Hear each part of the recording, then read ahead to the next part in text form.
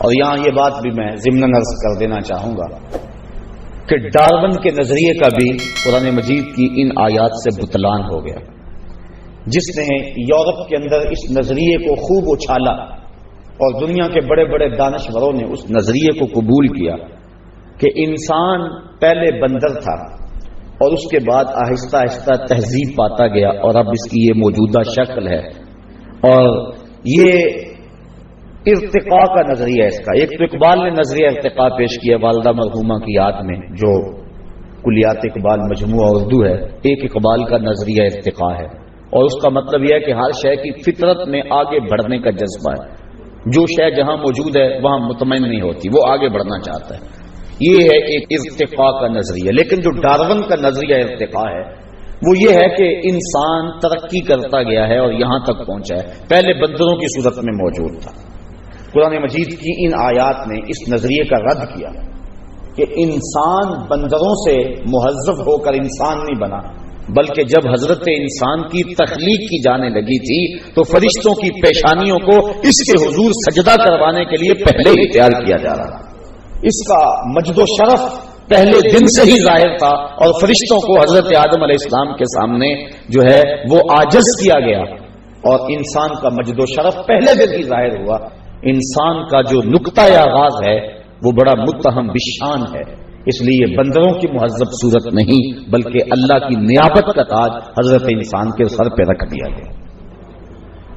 اب اللہ تعالیٰ نے فرمایا جو میں جانتا ہوں وہ تم نہیں جانتے. اس پہ دو ایک باتیں. دعویٰ یہ تھا جو میں جانتا ہوں وہ تم نہیں جانتے, اور دلیل کیا ہے؟ حضرت آدم علیہ السلام کے سامنے ایک چیز رکھی اور کہا اس کا نام بتاؤ. فرشتے اس چیز کا نام نہ بتا سکے تو حضرت آدم علیہ السلام کو کہا ان چیزوں کا نام بتاؤ, اور انہوں نے فر بتا دیا. چونکہ وہ پڑھائے سکھائے گئے تو فرشتے لاجواب ہو گئے. اللہ تعالیٰ نے کہا جو میں جانتا ہوں وہ تم نہیں جانتے. دعویٰ یہ تھا جو میں جانتا ہوں وہ تم نہیں جانتے, اور دلیل کیا ہے کہ جو حضرت آدم علیہ السلام جان رہے ہیں وہ فرشتے نہیں جان رہے. دعویٰ اس نے اپنے علم کا کیا تھا, لیکن دلیل کہاں سے آئی؟ دعویٰ یہ تھا جو میں جانتا ہوں وہ تم نہیں جانتے, اور دلیل کیا ہے کہ حضرت آدم علیہ السلام بتلا رہے ہیں اور فرشتے نہیں جانتے. تو حضرت آدم علیہ السلام جو جان رہے ہیں وہ فرشتے نہیں جان رہے. دعویٰ اپنے علم کا اور دلیل حضرت آدم علیہ السلام سے.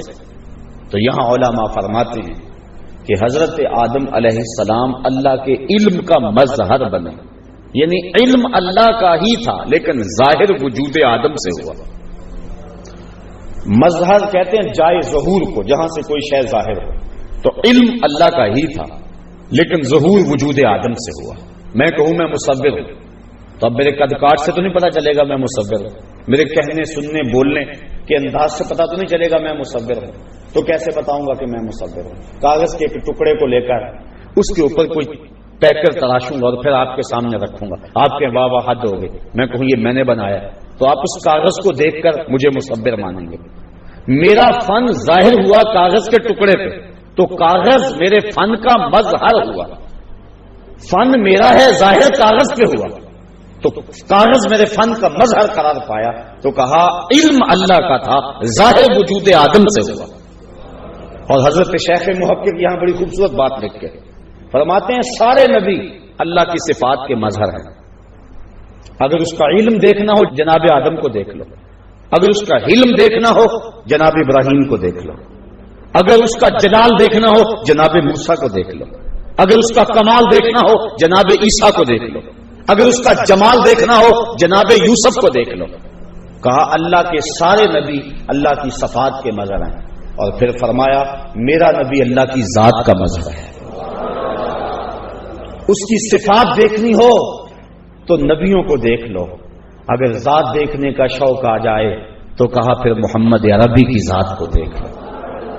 تو اللہ کی صفات کے بھی مظہر ہے میرے آقا اور اللہ کی ذات کے بھی مظہر ہے. اس پہ کچھ مجمل سی گفتگو کل آپ سماعت کر چکے ہیں, وہ گھوڑے والی بات سے کہ حضور کو دیکھا اور خدا تک پہنچے, اس لیے اس کو دہرانے کی ضرورت نہیں.